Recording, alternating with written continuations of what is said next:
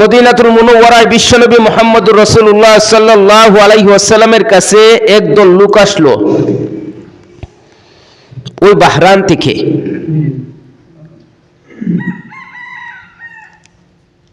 আসিয়া বলতেছে, ইয়া রাসূলুল্লাহ, ইয়া হাবিবাল্লাহ, আমরা সুদূর বাহরান থেকে আপনার কাছে আসছি ইসলাম ধর্ম গ্রহণ করার জন্য। আমরা ইসলাম ধর্ম গ্রহণ করতে চাই। ইসলাম ধর্ম কি করতে চাই? গ্রহণ করতে চাই। তাদের আবেগ দেখিয়া বিশ্বনবী মুহাম্মদুর রাসূলুল্লাহ সাল্লাল্লাহু আলাইহি ওয়াসাল্লাম তাদেরকে ইসলামের ছায়াতলে জায়গা দিয়ে দিলেন, তাদেরকে মুসলমান বানায় দিলেন।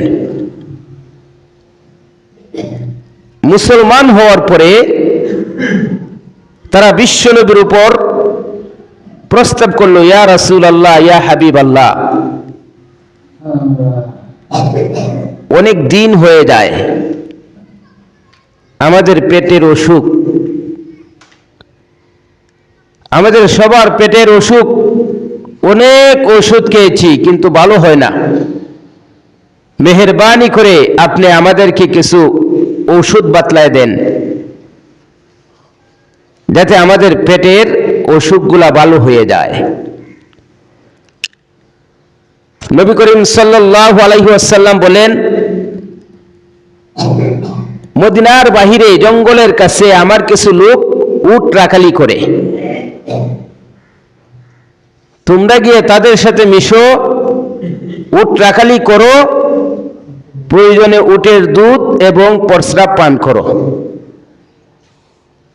তোমাদের পেটের খিদা, তোমাদের পেটের রোগ ভালো হয়ে যাবে।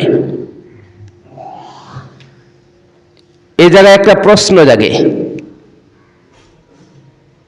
পেশাব পান করা নাজায়েজ, রাসূল তাদেরকে পেশাবের পান করার কথা বলল কেন? তাফসীরের কিতাবের মধ্যে লিখেছে, মুফাসসিরিনে কেরাম লিখেছেন, কাহারও যদি কোনো রোগে দেখা দেয় আর হারাম জিনিস ভক্ষণ ছাড়া দ্বিতীয় কোনো ব্যবস্থা থাকে না, তখন তার ঔষধ হিসাবে ওই হারাম জিনিস ভক্ষণ করা জায়েজ। হারামটা ভক্ষণ করা কি জায়েজ। তাদের আর কোনো দ্বিতীয় ব্যবস্থা ছিল না বিধায় বিশ্বনবী মুহাম্মদুর রাসূল সাল্লাল্লাহু আলাইহি ওয়াসাল্লাম তাদেরকে বলেছেন, তোমরা উটের দুধ এবং প্রস্রাব কি করো? পান করো, খাও। বাহরাইন থেকে তারা আসলো, ইসলাম ধর্ম গ্রহণ করলো, মদিনার বাহিরে থাকতে লাগলো, উটের পেশাব এবং দুধ খাইতে লাগলো। কিছুদিনের ভিতরে তাদের পেটের অসুখ ভালো হয়ে গেছে। সুবহানাল্লাহ বলে, কি হয়ে গেছে? ভালো হয়ে গেছে। যখন তাদের পেটের অসুখ ভালো হয়ে গেছে, তখন তারা বিশ্বনবী মুহাম্মদুর রাসূলুল্লাহ সাল্লাল্লাহু আলাইহি ওয়াসাল্লামের উটের রাখালগুলাকে তাদের হাত পা কাটিয়ে দিল, খেজুরের কাঁটা দিয়া তাদের চোখগুলাকে অন্ধ বানায় দিল, তাদেরকে হত্যা করিয়া উটগুলা নিয়ে বাহরাইনের দিকে ছুটল। তারা মুসলমান রইল না, মুরতাদ হয়ে গেল। নাউজুবিল্লাহ বলবেন না। কি হয়ে গেল? মুরতাদ। ইসলাম থেকে যারা কাফের হয়ে যায়, ইসলামকে ছাড়িয়ে যারা অন্য ধর্ম গ্রহণ করে, তাদেরকে মুরতাদ বলা হয়। তারা কি হয়ে গেল? মুরতাদ। যখন তারা মুরতাদ হয়ে গেল, রাসূলুল্লাহ সাল্লাল্লাহু আলাইহি ওয়াসাল্লামের উটগুলা নিয়ে যাইতে লাগলো। বিশ্বনবী মুহাম্মদুর রাসূলুল্লাহ সাল্লাল্লাহু আলাইহি ওয়াসাল্লামের কাছে খবর আসলো, তারা তো বাহরাইনের দিকে ছুটছে। রাসূল সাহাবাদেরকে অশ্বরোহী হিসেবে পাঠিয়ে দিলেন ঘোড়া দিয়া, যাও আমার উটগুলা তাদের হাত থেকে ফিরা নিয়ে আসো, তাদেরকে বন্দী করে আমার কাছে নিয়ে আসো। এই কাজ তারা কেন করলো? তারা ছিল পয়দল, সাহাবায়ে কেরাম যাইতেছে গুড় দিয়া। ধরতে পারবে না? পারবে না? ধরতে পারবে। সাহাবায়ে কেরাম যখন যাইতেছে গুড় দিয়ে, কিছুক্ষণের মধ্যেই সাহাবায়ে কেরাম তাদেরকে গ্রেফতার করে ফেললো। কি করে ফেললো? গ্রেফতার করে ফেললো। তাদেরকে বন্দী করে উটগুলা নিয়ে বিশ্বনবীর দরবারে হাজিরা দিল, রাসূলের দরবারে উপস্থিত করলো। এই ঘটনার পরিপ্রেক্ষিতে আল্লাহ পাক রব্বুল আলামিন আমার তেলাওয়াতকৃত আয়াত নাজিল করে দিলেন। সুবহানাল্লাহ। ইয়া রাসূলুল্লাহ, ইয়া হাবিবাল্লাহ, তারা আপনার উটগুলা নিয়ে যাইতেছিল, এই যে উপস্থিত করলাম। রাসূলুল্লাহ সাল্লাল্লাহু আলাইহি ওয়াসাল্লামের কাছে আল্লাহ পাক রব্বুল আলামিন আয়াত নাজিল করলেন, ইন্নামা জাযাউল্লাযীনা ইউহারিবুনাল্লাহ ওয়া রাসূলাহু ওয়া ইয়াসআউনা ফিল আরদি ফাসাদান আন ইউকাত্তালু আও ইউসাল্লাবু। আল্লাহ পাক রব্বুল আলামিন ডাক দিয়ে বলেন, ওগো নবীজি, যারা এই পৃথিবীর মধ্যে সন্ত্রাস সৃষ্টি করতে চায়, কি সৃষ্টি করতে চায়? সন্ত্রাস। সন্ত্রাস কাকে বলে? সন্ত্রাসের ব্যাখ্যাটা একটু জানা দরকার। সন্ত্রাস তিন জিনিসের সমষ্টির নাম হইল সন্ত্রাস। কয় জিনিসের? তিন জিনিসের সমষ্টির নাম হইল সন্ত্রাস। আজ পৃথিবীর মধ্যে জিহাদকে সন্ত্রাস রূপে আখ্যায়িত করে। জিহাদ কখনো সন্ত্রাস হইতে পারে না। সন্ত্রাসকে দমন করার কথা আল্লাহ পাক কুরআনে বলেছেন। এই আমার তেলাওয়াতকৃত আয়াতে আল্লাহ বলেছেন, সন্ত্রাসকে কি করো? দমন করো। আর জিহাদকে আল্লাহ পাক কুরআনের আয়াতে ফরজ করে দিয়েছেন। সন্ত্রাস দমন করো আর জিহাদ করো। সন্ত্রাস কয় জিনিসের নাম? তিন জিনিসের নাম। তিন জিনিসের নাম হইল সন্ত্রাস। এক নম্বর, দলবদ্ধ হওয়া। কি হওয়া? তাইলে বোঝা গেল একা কেউ সন্ত্রাস হইতে পারে? একজনকে সন্ত্রাস বলা যাবে না। দলবদ্ধ হওয়া। দুই নম্বর হইল অস্ত্রধারী হওয়া। কি হওয়া? অস্ত্রধারী হওয়া। তিন নম্বর হইল নির্দোষ মানুষের উপর আক্রমণ করা। কয়টা জিনিস হইছে? তিন জিনিসের সমষ্টি যার কাছে যে গোত্রের মধ্যে পাওয়া যাবে, ওই গোত্রটাকে সন্ত্রাস আখ্যায়িত দেওয়া যাবে। আল্লাহর হাবিব মুহাম্মদুর রাসূল সাল্লাল্লাহু আলাইহি ওয়াসাল্লামের কাছে ওই বাহরাইন থেকে একদল লোক আসলো, রাসূলের হাত ধরে মুসলমান হয়ে গেল। রাসূলের কাছে ঔষধের ব্যবস্থা চাইল। রাসূল ঔষধের ব্যবস্থা বাতলায় দিলেন। সুস্থ হওয়ার পরে যাদের কাছে তাকিয়া বড় হয়েছে, কানাপিনা খেয়েছে, এদেরকে আক্রমণ করে মেরে দূরে এদের সম্পদগুলা লুণ্ঠন করে নিয়ে যায়। আল্লাহর হাবিবের কাছে জিব্রাইল আয়াত নাযিল করে দিয়ে দেয়, ওগো রাসূল, যারা সন্ত্রাসী কায়দায় মানুষের উপর আক্রমণ করে, এদের চার অবস্থা। সুবহানাল্লাহ বলেন। কয় অবস্থা? তিন অবস্থা। চার অবস্থা।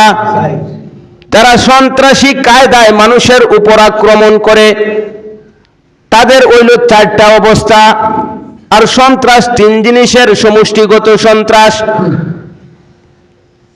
এক নাম্বার অবস্থা, তাদের কয়টা অবস্থা? এক নাম্বার অবস্থা হইল তারা লোককে খুন করে আবার মালও নিয়ে যায়। লোকও মারছে, মালও নিছে। দুই নাম্বার অবস্থা, শুধু খুন করেছে, মাল নেয় নাই। তিন নাম্বার অবস্থা, খুন করে নাই, মাল নিয়েছে। 4 নম্বর অবস্থা, খুনও করে নাই, মালও নেই নাই, কিন্তু হামলা করেছে। কয় নম্বর অবস্থা হইছে? 1 নম্বর অবস্থা, খুনও করছে, মালও নিছে, যেটা সাতপন্থীরা করছে গত 2-1 দিন আগে। টঙ্গীর বিশ্ব ইজতেমায় খুনও করছে, আবার আশেপাশের দোকান যেটা আছে লুটপাটও করছে। টঙ্গীর দোকানকে লুটপাট করে নিয়ে গেছে। তাহলে কোরআনের এই আয়াত অনুযায়ী তারা কয় নাম্বার সন্ত্রাস? 1 নাম্বার সন্ত্রাস। 1 নাম্বার সন্ত্রাস। 2 নাম্বার, যারা খুন করেছে কিন্তু মাল লুণ্ঠন করে নাই। 3 নাম্বার অবস্থা, যারা খুন করে নাই কিন্তু মাল লুণ্ঠন করেছে, খালি মাল নিছে, মানুষ খুন করে নাই। 4 নাম্বার অবস্থা, মানুষও মারে নাই, মালও নেয় নাই, কিন্তু হামলা করেছে। কয় নাম্বার অবস্থা হয়েছে? বুঝি সন্ত্রাসীদের 4টা অবস্থান থাকে। কয়টা অবস্থান? বিশ্বনবীর উপর আল্লাহ পাক আয়াত নাজিল করে দিয়েছেন, ওগো নবীজি, আপনার ওই সন্ত্রাসী বাহিনী যাদেরকে আপনি মদিনার বাহিরে সাহাবায়ে কেরামের সাথে থাকতে দিয়েছেন, তাদেরকে হত্যা করে তাদের মালগুলা লুণ্ঠন করিয়ে নিয়ে যায়। এদের শাস্তি হিসাবে এদেরকে কি শাস্তি দিবেন?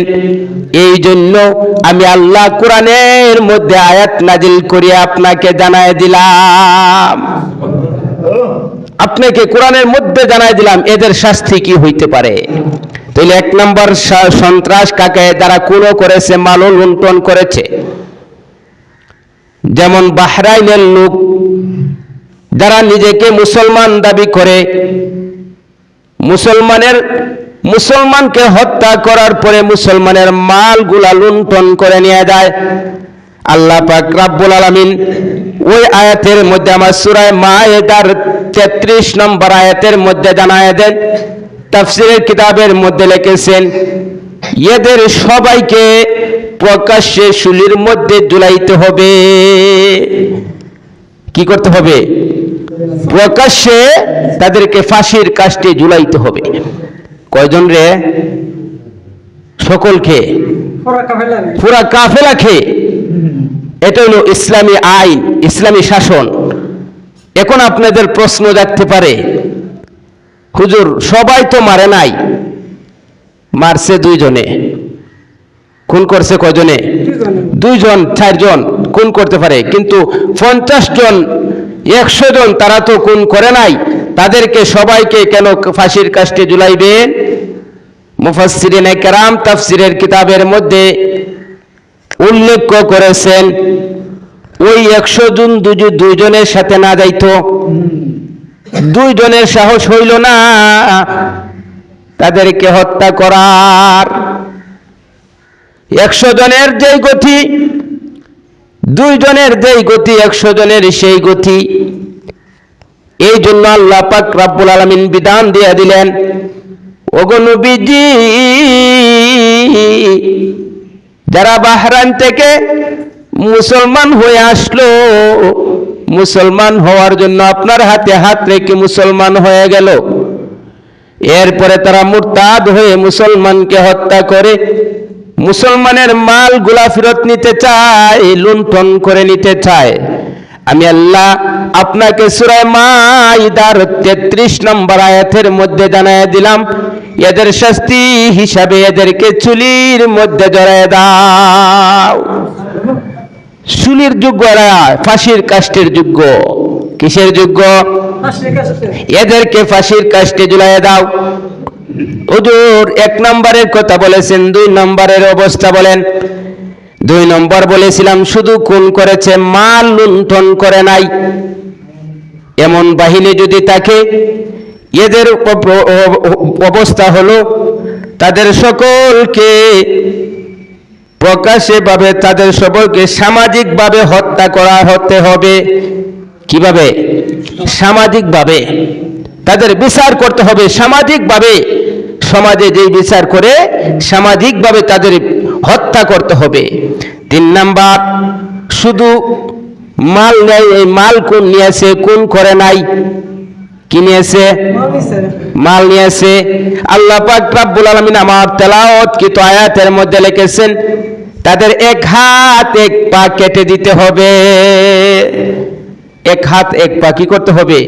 কাটে দিতে হবে। একজনের না, সবার, সকলেরই। এই গোত্র যারা থাকবে তাদের সবার একই অবস্থা হবে। 1 হাত 1 পা কেটে দিতে হবে। কেন? বুঝে আল্লাহ পাক সূরা মাইদার 33 নম্বর আয়াতে এটাই বিধান দিয়েছেন।